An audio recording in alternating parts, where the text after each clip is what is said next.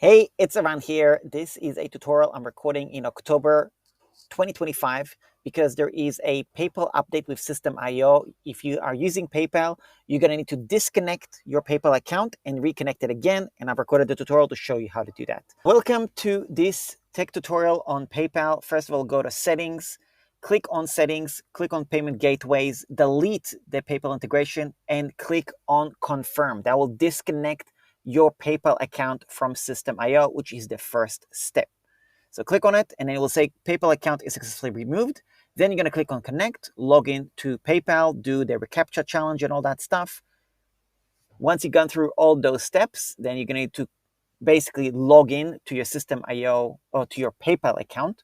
Note that I already have an account, so I'm just logging in.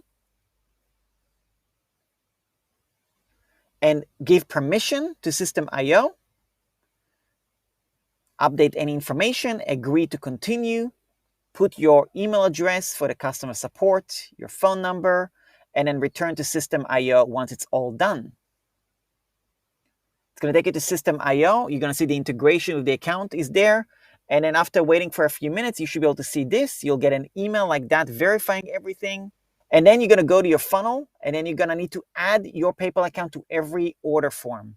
So go funnel by funnel and find the order forms and add the PayPal account. So there's a whole process, and I'm going to show you an efficient way to do this as well, because in case you have a lot of order forms like I do, a lot of funnels, then there's probably a better way to do this than what I'm showing you right here.